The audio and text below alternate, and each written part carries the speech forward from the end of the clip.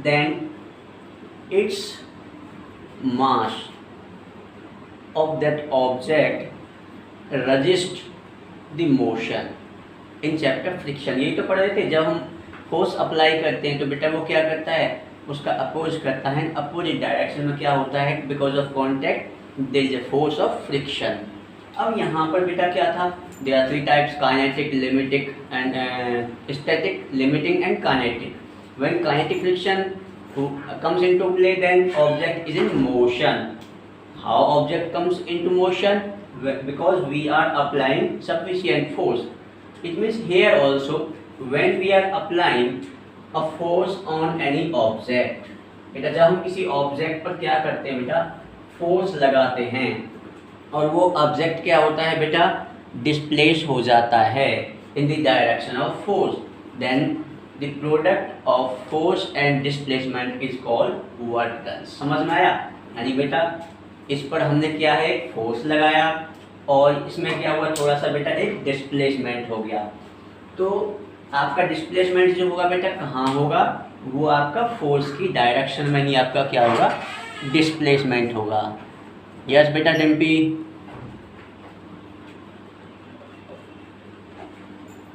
Turn your camera on.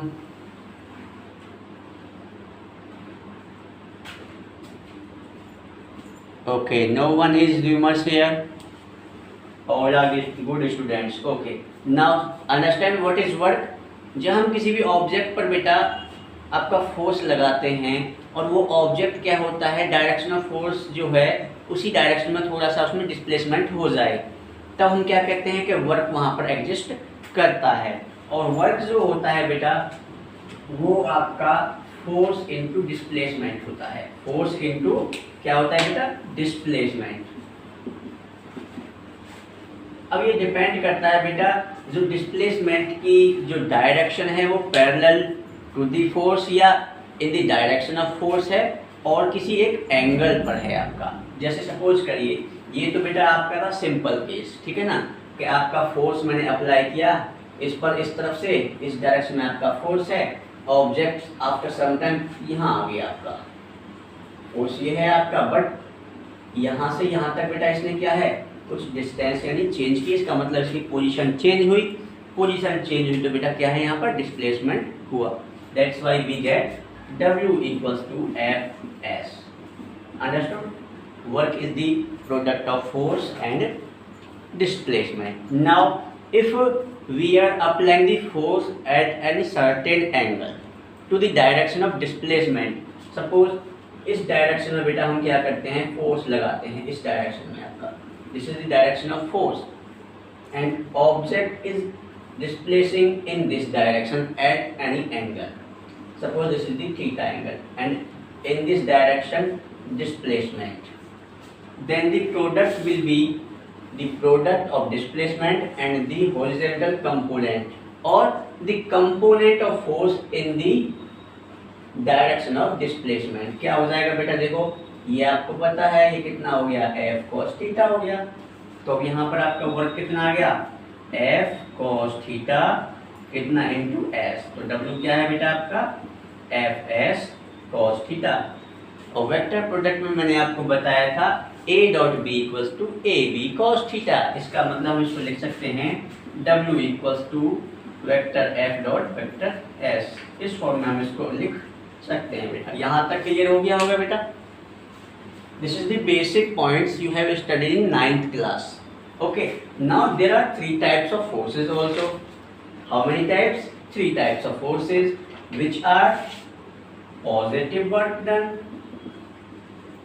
Second one क्या है बेटा, negative work done, and third one क्या है बेटा, zero work done. Okay, one by one we will discuss on these forces. When you are applying or there is an applied force on object and the displacement is in the direction of force। Suppose करिए बेटा, यही example मैं दोबारा लेता हूँ आपका, तो उस जब वहाँ पर वर्क डन होगा बेटा, then work done is said to be positive work done. Suppose this is an object, you are applying the force in this direction and displacement is also in this direction, then work done is said to be positive work done. Either it is the direction of force and it is the angle of inclination from the horizontal.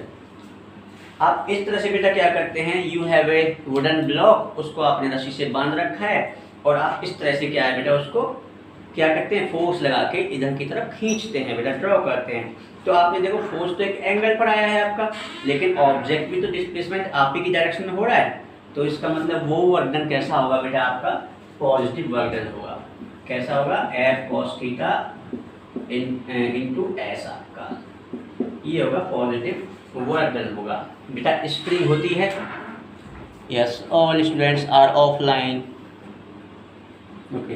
When you stretch a string, जब बेटा आप spring को खींचते हैं तो displacement भी आपकी force की डायरेक्शन में ही होता है।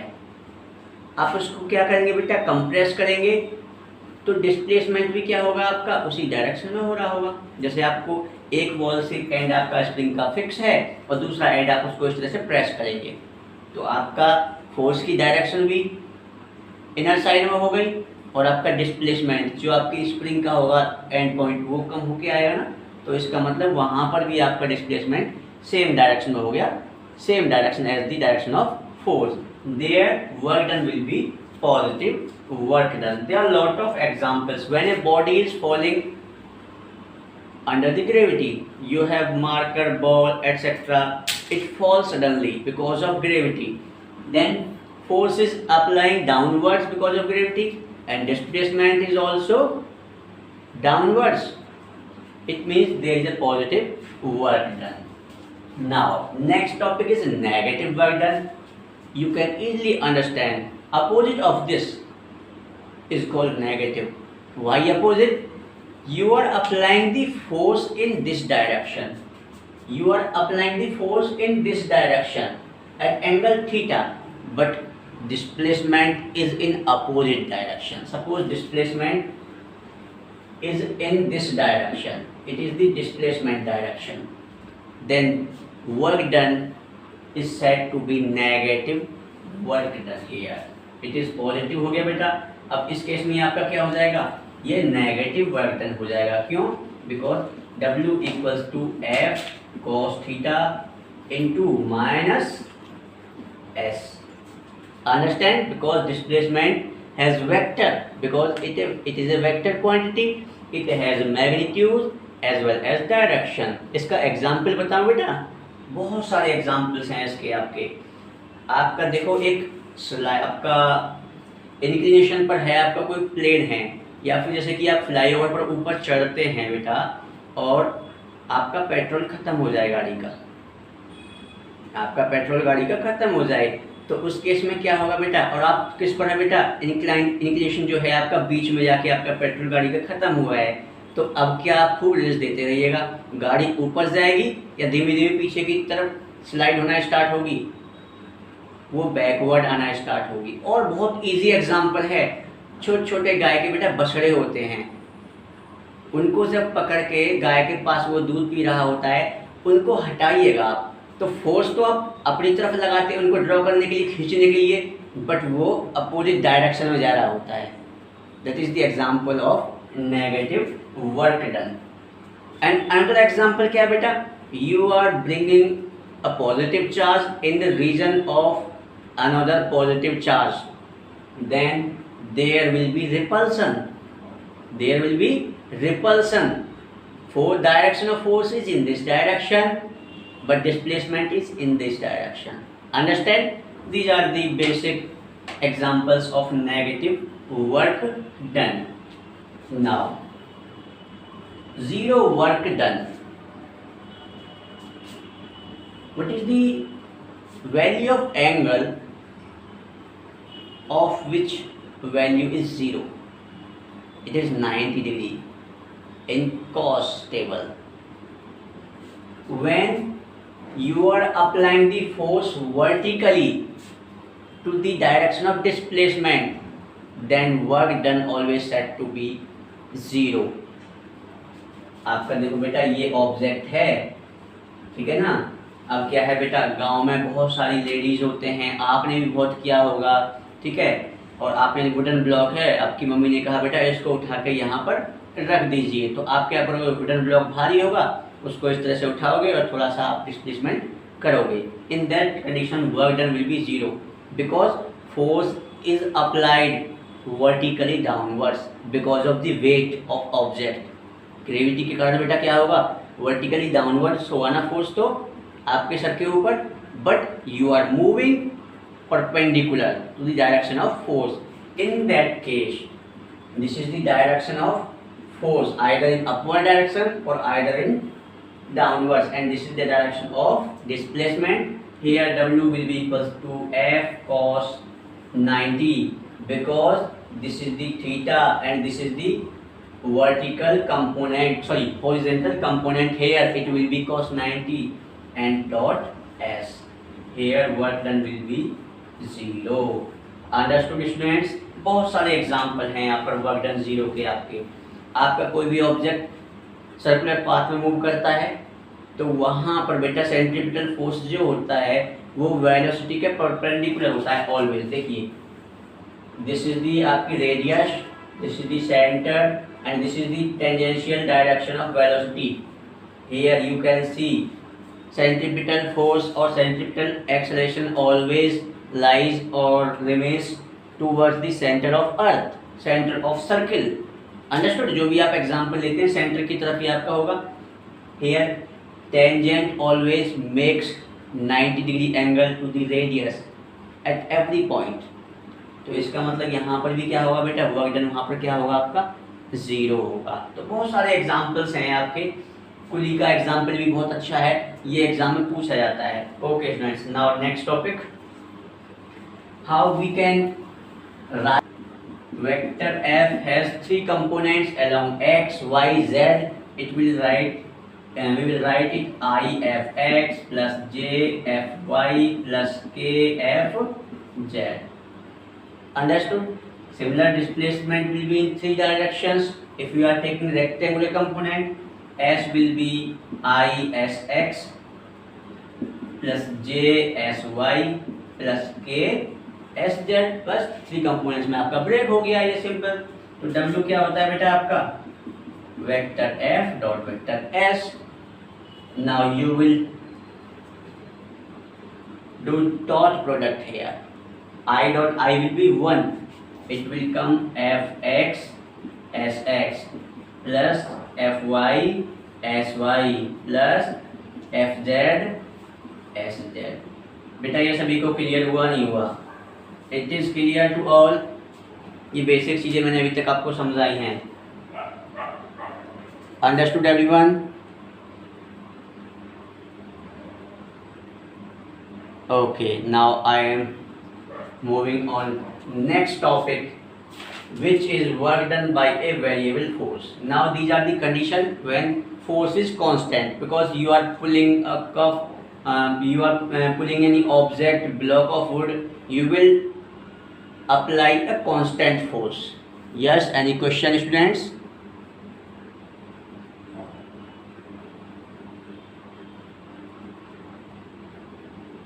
Okay, now work done when force is not constant means the value of force is changing every time. Force is changing with time. It means force is not constant, force is variable here. How can you find the work done? Work done by a variable force. Work done by a variable force. अभी तक तो हम क्या कर रहे थे बेटा, force की वैल्यू कांस्टेंट रख रहे थे, ठीक है ना। अब यहाँ पर आपका फोर्स कांस्टेंट नहीं है, फोर्स इज चेंजिंग। ओके, अब सपोज करिए बेटा आपका कोई ब्लॉक है, उस पर हम क्या कर रहे हैं, फोर्स लगा रहे हैं, कभी कम कभी ज़्यादा, कभी कम कभी ज़्यादा। आपने बहुत सारे एग्जाम्पल देखा होगा, ठीक है। कुली को ही लीजिए या फिर ट्रॉली आप मॉल में लेके जाते हैं तो आप अगर एक साथ क्या करते हैं, रनिंग करने लगते हैं उसको लेकर, जब वो वेट उसमें हो जाता है तो थोड़ा स्लो हो जाते हैं, ठीक है ना। आपने देखा सामने लिफ्ट का गेट बंद होने वाला है, फिर और फास्ट आप हो गए उसको लेकर। तो इस तरह से फोर्स की वैल्यू क्या है बेटा, ऑब्जेक्ट तो सेम है लेकिन फोर्स की वैल्यू वहाँ पर हमेशा क्या हो रही है, चेंज हो रही है। तो सपोज करिए बेटा एक वेरिएबल फोर्स किसी बॉडी पर एक्ट करता है। कौन सा फोर्स है बेटा, एफ फोर्स है, और वो कहाँ एक्ट कर रहा होगा बेटा, इन द डायरेक्शन ऑफ डिस्प्लेसमेंट। जो आपका डायरेक्शन हो रहा होगा, सपोज करिए एक्स एक्सिस में आपका डायरेक्शन हो रहा है, उस पर आपका फोर्स अप्लाई करते हैं, ये वाला फोर्स आपका, ठीक है। तो यहाँ पर आपका जो है सपोज करिए वर्क डन आपको कैलकुलेट करना है। कोई ऑब्जेक्ट है, इस तरह से आपका एक ग्राफ शो होता है बेटा। ये ग्राफ के बारे में डिटेल में आपको बताऊंगा क्या होता है। तो ये आपका डिस्प्लेसमेंट होगा। सपोज करिए आपका यहाँ से यहाँ तक, इस पॉइंट से ए पॉइंट से पी पॉइंट तक आपका ऑब्जेक्ट ने डिस्प्लेसमेंट किया है। तो इसका मतलब डिस्प्लेसमेंट जो हो गया बेटा वो इनिशियल पॉइंट कहाँ पर है, ए पर है। एलॉन्ग हमने एक्स लिया है तो उसको क्या मान सकते हैं हम, एक्स आई, और पी पर क्या हो जाएगा बेटा हमारा, x F. It is for only denotation, notation के लिए हमने लिख दिया है इनिशियल पोजीशन क्या होगी, एक्स आई, फाइनल पोजीशन क्या होगी, एक्स एफ। जब बेटा वेरिएबल फोर्स के बारे में हम बात करते हैं और वर्क डन यहाँ पर फाइंड करेंगे तो यहाँ पर इंटीग्रेशन मेथड लग जाता है। You will study in mathematics और you are studying now. We will divide this area in many strips. इस एरिया को क्या करेंगे बेटा, हम स्ट्रिप्स में क्या करेंगे, डिवाइड कर लेंगे यहाँ पर। Okay, now I am dividing like this. ये स्ट्रिप इस तरह से बेटा डिवाइड किए हैं हमने, बहुत छोटे लेवल किए हैं। जैसे कि हम इंटीग्रेशन में क्या करते हैं, बहुत स्मॉल पार्ट लेते हैं, फिर उसको लिमिट लगाकर इंटीग्रेट करके बड़ा पार्ट वहाँ पर ले आते हैं।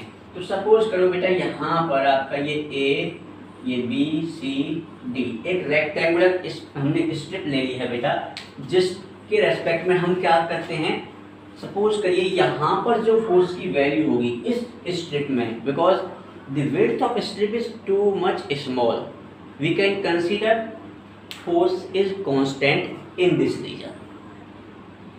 For not for all regions, बहुत छोटे रीजन्स के लिए, जैसे मैंने आपको काफ़ी बार समझाया है, बहुत छोटा रीजन होगा छोटे टाइम इंटरवल के लिए, तो उस रीजन में हम क्या कर सकते हैं, फोर्स जो है बहुत छोटा है और उसकी वैल्यू क्या है, कांस्टेंट है। क्लियर बेटा ये चीज़ यहाँ पर।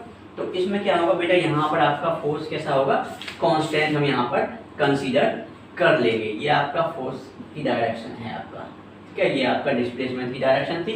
तो यहाँ आपका एक हम रेक्टेंगुलर लेंगे, देखो मैं इसको आपका शेडेड कर देता हूँ इस तरह से। कौन सी स्ट्रिप है बेटा, ए बी सी डी। अब इसमें आपका क्या है, ड्यूरिंग स्मॉल डिस्प्लेसमेंट हम क्या करेंगे बेटा, वर्क डन यहाँ पर फाइंड करेंगे फॉर स्मॉल डिस्प्लेसमेंट। और स्मॉल डिस्प्लेसमेंट कौन सा बेटा, ये आपका जो डिस्प्लेसमेंट होगा यहाँ पर, W कितना हो जाएगा, सपोज करिए ये आपका कितना है, डेल एक्स है, बहुत छोटा है, डेल एक्स है। W कितना होगा बेटा, F इंटू डेल एक्स हो जाएगा। क्लियर बेटा यहाँ तक, आपका W कितना होगा, F डेल एक्स। ओके, अब यहाँ पर क्या करते हैं बेटा, अब ये हमने इतने स्ट्रिप यानी एक स्ट्रिप का एरिया यानी वर्क डन हमने निकाल लिया है। अगर हम टोटल स्ट्रिप्स का एरिया यहाँ पर देखो ऐड कर देंगे, ये क्या है, ये आपका फोर्स, ठीक है, ये वाली वैल्यू क्या है आपकी फोर्स, और ये वाला क्या है आपका, इधर देखो इस डायरेक्शन में तो आपका बेटा फोर्स है, ये कांस्टेंट आपको दिखाई दे रहा वाला वो स्ट्रेट लाइन है, और इसी रीजन में क्या है आपका बेटा, डिस्प्लेसमेंट। तो रेक्टेंगल का एरिया जब निकालते हैं क्या होता है बेटा हमारा, लेंथ इंटू ब्रेथ। लेंथ हो गई आपकी एफ और ब्रेथ कितनी हो गई आपकी, डेल एक्स। तो ये किसके बराबर बेटा, एरिया ऑफ रेक्टेंगल कौन सा है बेटा, ए बी सी डी। देखो छोटी स्ट्रिप बनेगी बेटा यहाँ पर, ए बी सी डी। ये जो स्ट्रिप है, ये स्ट्रिप रेक्टेंगुलर की है, रेक्टेंगल की फॉर्म में है। तो यहाँ पर जो वर्क डन हमने फाइंड किया है वो बेटा किसकी फॉर्म में होगा, आपका एरिया ऑफ रेक्टेंगल। अब हम क्या करते हैं, अगर सभी स्ट्रिप्स का एरिया हम ऐड कर दें तो बेटा हमें टोटल वर्क डन मिल जाएगा ना। स्टूडेंट्स समझ में आ रहा है बेटा, अगर हम ओके अगर हम टोटल स्ट्रिप्स का एरिया क्या कर दें बेटा यहाँ पर ऐड कर दें तो हमें क्या होगा बेटा टोटल वर्क डन यहाँ पर मिल जाएगा। तो यहाँ पर क्या करते हैं बेटा एडिंग स्ट्रिप्स एरिया, ठीक है ना, adding area of all strips, area of all rectangles भी बोल सकते हैं बेटा। यहाँ पर छोटे छोटे आपके रेक्टेंगल्स हैं तो कितना हो जाएगा बेटा टोटल वर्क डन W हो जाएगा। यहाँ पर सब कुछ यहाँ पर DW था ये वाला, ठीक है ना। तो वर्क डन टोटल कितना होगा आपका, यहाँ पर आप लिमिट लगा देंगे कहाँ से बेटा XI to XF और ये कितना हो जाएगा F डॉट डेल X। यहाँ तक बेटा किसी को कोई प्रॉब्लम कन्फ्यूजन? मैंने बेटा समेशन कर दिया सभी एरिया का और लिमिट लगा दी है कि आपका समेशन कहाँ से कहाँ तक है एरिया का बेटा XI यानी इनिशियल से फाइनल तक आपका। अंडरस्टूड बेटा। तो अब जो होगा ये टोटल वर्क डन जो होगा हमारा ये एरिया ऑफ स्ट्रिप्स का जो रेक्टेंगल्स का टोटल एरिया हमने कर दिया है it will be equals to the total work done. अब यहाँ पर बेटा जो हमारा ये डेल x है, अगर हम यहाँ पर क्या करते हैं बेटा टाइम इंटरवल बहुत ज़्यादा छोटा लेते हैं, suppose delta t tends to 0, इतने शॉर्ट टाइम इंटरवल के लिए हम लेते हैं तो इसकी जो विड्थ होगी डेल x जो है वो भी क्या होगी सबसे छोटी होगी बेटा, बहुत मिनिमम होगी, because delta t tends to 0 इतने शॉर्ट टाइम इंटरवल के लिए। क्लियर बेटा, समझ में आ रहा नहीं आ रहा आपको ये? तो उस केस में क्या है बेटा हम वहाँ पर क्या करेंगे इंटीग्रेशन कर देंगे और ये डेल x जो आपका अभी तक तो चेंज था, मैंने बताया था बेटा आपको अभी तक तो चेंज था यहाँ से यहाँ तक का, लेकिन अब क्या होगा स्मॉलेस्ट पार्ट बन गया। तो इस केस में हम W लिखेंगे बेटा कितना W equals to limit delta t tends to 0 और क्या हो जाएगा बेटा आपका ये समेशन XI और ये कितना हो गया XF F डेल X। अब ये सब चीज़ हटा के हम क्या लिखेंगे बेटा इंटीग्रेशन। इट मीन्स यहाँ लिख दे रहा हूँ W will be equals to integration XI to XF, अब ये आपका हो गया F dx। जब बेटा हमारा time interval delta t tends to 0 होगा तो ये जो बेटा आपके स्ट्रिप्स आए हैं ना ये इनके नंबर इनफाइनाइट हो जाएंगे। समझ में आया नहीं आया? यस कौशिकी, यानी question?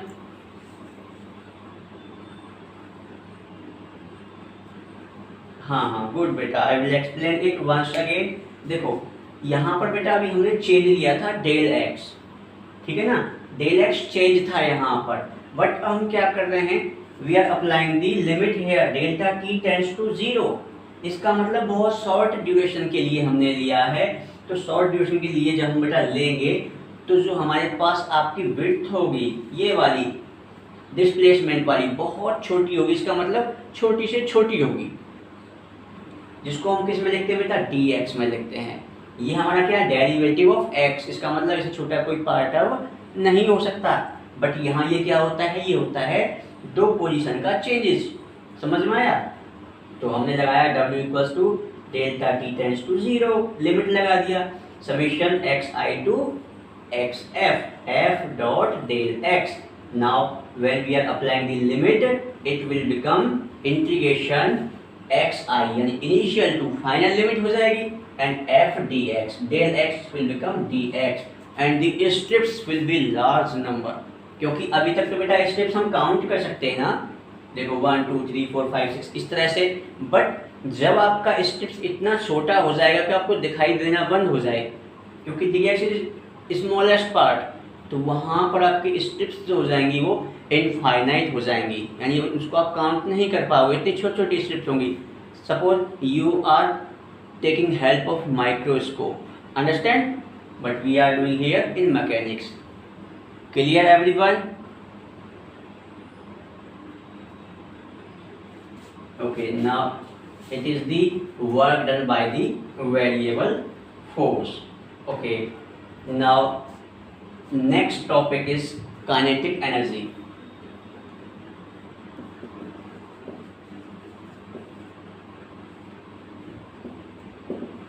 Kinetic energy. What do you understand by kinetic energy? It is the energy of any object because of its motion. Kinetic energy क्या होगी बेटा, कोई भी ऑब्जेक्ट आपका मोशन में जब होता है ये उस मोशन की वजह से आपकी होती है. There are lot of examples which defines the kinetic energy. Suppose this marker is placed in my palm, मेरे हाथ पर रखा हुआ है. It will not hurt. Yes, it will not hurt, but if I throw it on any student, मैं फेंकता नहीं हूँ वैसे बेटा, ठीक है ना. अगर मैं किसी के ऊपर इसको फेंक के मारूंगा तो क्या होगा बेटा, ये हर्ट करेगी. यानी ये क्या होगी बेटा, अगर मैं इसको स्पीड से किसी के ऊपर थ्रो करता हूँ तो क्या होगा बेटा, इसमें एक because of motion, because of velocity एक एनर्जी आएगी जो क्या होगी, हिट करेगी, और वो स्ट्रॉन्ग हिट होगा आपका.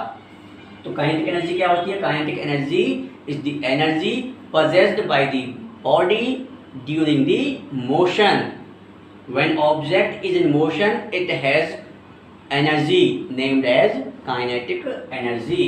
और बेटा इसी के साथ मैं आपको समझा दूं, ऑब्जेक्ट आपका रेस्ट में है, ऑब्जेक्ट में मास तो होता है बेटा उसमें, तो उसकी जो एनर्जी होगी वो स्टेट ऑफ रेस्ट में होगी, potential energy. We will discuss further about it. तो काइनेटिक एनर्जी क्या है बेटा, energy possessed by the body during the motion.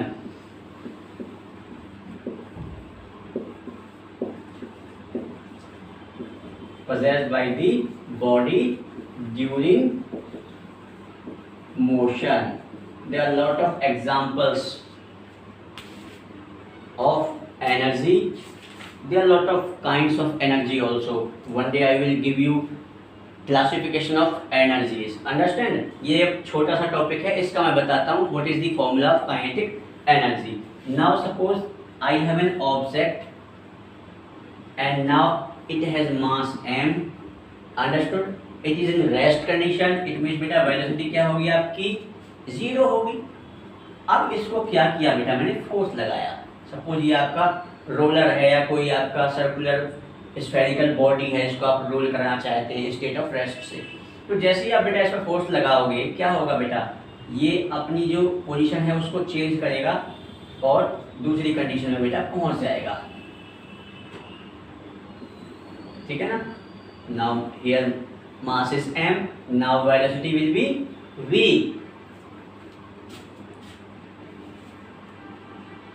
I am applying the force on this object. Now object in this state after little bit displacement.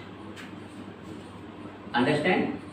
Here velocity will be v because now it is not in rest condition. Displacement is s here and applying force direction is in this direction. इसका मास कितना है बेटा, m आपको पता है. Force कितना है, F applied हो रहा है. Initial velocity 0, final velocity v, displacement s. अब जब आपका वेलोसिटी बेटा चेंज होगी with respect to time, there exist an acceleration. Acceleration क्या होगा बेटा, इसका a हो जाएगा. एक्सेलरेशन क्या हो जाएगा बेटा, a हो जाएगा. थर्ड इक्वेशन आपकी मोशन की याद करिए, v square equals to u square, v square minus u square equals to 2as. It is the third equation. Now it is the v square here minus u square beta. U has initial value 0. It means it is 0. It will be equals to 2a and displacement here as. Understood? Now what will be the value of a from this equation? It will be v square upon कितना हो जाएगा बेटा, 2s. यहाँ से हमने बेटा acceleration find कर लिया है आपका. क्लियर बेटा. अब आपका जो बेटा वर्क डन होता है कितना होता है आपका, force into displacement. You know work done equals to force into displacement here. Now apply the value. It is ma. You know the second law of Newton's, ma into s. Now substitute the value of a from here. W will be equals to ms into कितना है बेटा, yes it is v square upon 2s, s will be cancelled out and w will be here 1 by 2 m v square.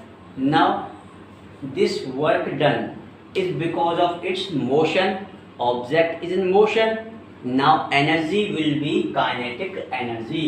क्या होगी बेटा आपकी जो work done होगा वो काइनेटिक एनर्जी में क्या होता है बेटा, कन्वर्ट हो जाता है, अपीयर्स होता है, ठीक है ना। तो it will be kinetic energy because of motion half M V square. कहीं बेटा कोई confusion?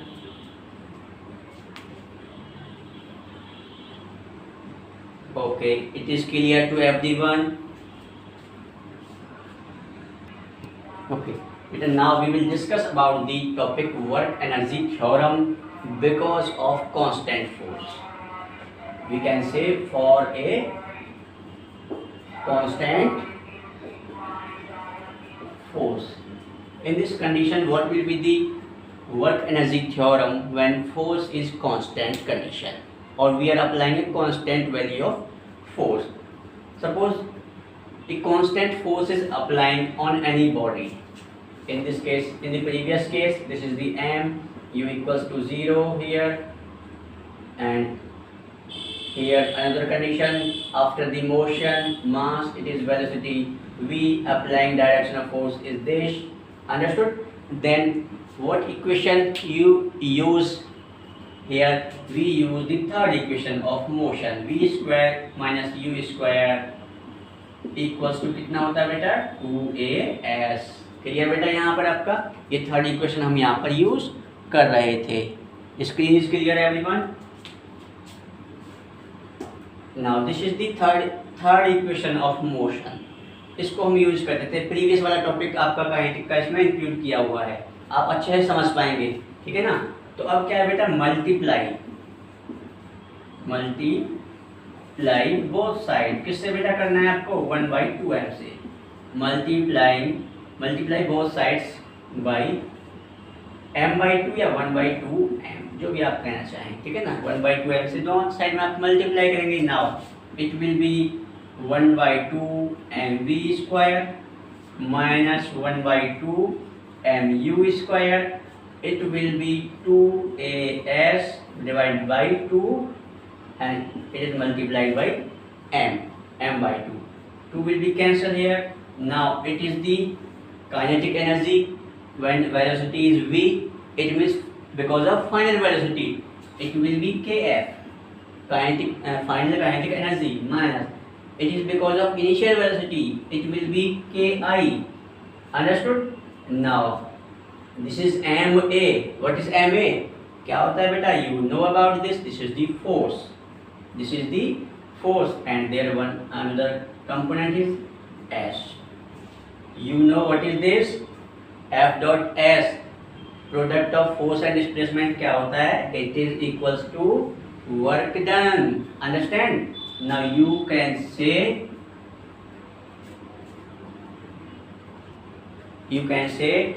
work done is equals to the change in kinetic energy when force is constant. This is the work energy theorem for the constant force. Understood students? सभी को बेटा समझ में आया होगा, बहुत इजी है ये वाला। Suppose we are applying a constant force on any objects. Initial velocity is u, don't show it is 0, and the final velocity is v of the object having mass. Understand? When velocity changes there is an acceleration. Now from the third equation of motion, v square minus u square equals to 2as, multiply both sides by 1 by 2m. After this we will get the change in kinetic energy will be equals to the work done. Understood or not? Now work energy theorem for a variable force. यहाँ पर बेटा हम work energy जो आपका है दोनों term, इसमें क्या है, इसका थ्योरम ड्राइव करेंगे। कब बेटा? जब आपका फोर्स कैसा होगा, वेरिएबल होगा। सपोज करिए आपने जो है फॉर शॉर्ट डिस्प्लेसमेंट, जैसे कि हमने याद करिए बेटा ग्राफ बनाया था, एक स्ट्रिप दी थी, तो वहाँ पर स्मॉल वर्क डन हमने निकाला था। तो कितना हुआ था बेटा वहाँ पर small work done? W equals to F dot D S, यही तो आया था बेटा, W equals to F dot D S. और ये सपोज करिए कि बेटा जो आपका applying direction of applied force और डायरेक्शन ऑफ डिस्प्लेसमेंट कैसा है, these are in same direction. It means the angle of force will be in the same direction, means it will be f cos 0 degree and it is ds. यही तो हो जाएगा बेटा. वहाँ पर cos कितना लेंगे, 0 लेंगे, तो cos 0 की वैल्यू कितनी होती है, मैक्सिमम होती है बेटा 1. it will be f ds. now यहाँ तक बेटा सबको क्लियर हुआ. now you know the Newton's second law. what is the Newton's second law? f equals to ma. It is the second law. Rate of change of momentum is directly proportional to the applied force. From there we find this equation. Understand? Now we can write this a m dv upon dt. Can we write? It is the rate of change of velocity. Understand? We can write, and it is also equal to a. Now apply in this equation. dw will be equals to m dv upon dt into क्या है बेटा, ds. इस dt को बेटा या तो इसके नीचे लिख लो या इसके नीचे लिख लो, इसके नीचे लिख लो. इट मीन्स क्या है बेटा, numerator all are multiplied and it is divided by this terms. I can write this m dv and ds upon dt. What it becomes? Change in displacement with respect to time. क्या होगा बेटा, आपका velocity बन जाएगा. Now it becomes m, ये आपका velocity बन गया और ये हो गया बेटा आपका dv. लिख देता हूँ यहाँ पर, सिंस ds अपॉन dt कितना होता है बेटा, v. ये फोर्थ चैप्टर में बेटा आपको थर्ड में खूब समझाया होगा. क्लियर यहाँ तक बेटा सभी को? Now I have small work done. dw equals to mv dv. यहाँ तक सभी को क्लियर होना चाहिए. It is the small work done for a short duration of time. Understand? अब यहाँ पर बेटा क्या करेंगे हम, यहाँ पर ये जो वेलोसिटी है, आप सपोज करिए इनिशियल क्या है, u है, और फाइनल क्या है आपकी, v है. तो आप टोटल यहाँ पर वर्क डन निकालेंगे कब बेटा, जब आपकी वेलोसिटी इंक्रीज हो जाती है. तो इसको मैं यहाँ पर कर देता हूँ. देखो, when velocity is increasing because of applying force and it increases from u to हाँ बेटा u to v, then total work done क्या होगा बेटा, w will be integration of dw. Limit क्या होगी, u to v. लिमिट किसके term में लगती है बेटा, जिसके रेस्पेक्ट में हम इंटीग्रेशन करते हैं. here u to v and here mv dv. understood? now w will be equals to m is constant. m बेटा क्या होता है, कांस्टेंट है, हम इसको बाहर ले सकते हैं. now integration of v will be क्या होता है बेटा, एक पावर ऐड होगी, इसका मतलब ये स्क्वायर हो जाएगा, डिवाइडेड बाय 2 होगा. now we will apply the limit u to v. understood? यहाँ पर बेटा क्या होगा, m, वो m/2 बेटा हम क्या करते हैं, by 2 बाहर निकाल देते हैं, कॉमन लेते हैं. here it will be now v square minus u square. understood everyone or not बेटा, सभी को समझ में आ रहा है ना? it is 1/2 mv square multiply m/2 in both quantities inside the bracket minus m u square. कितना हो जाएगा बेटा, m u square. क्लियर बेटा? here w is equals to, it is the final kinetic energy kf minus initial kinetic energy. this is the work energy theorem. we can say the work done by any object moving from one position to another position by changing its initial velocity u to final velocity v will be equals to change in kinetic energy. तो ये क्या है बेटा आपकी work done कब है बेटा, work energy theorem, when force is variable. सभी को समझ में आया नहीं आया बेटा?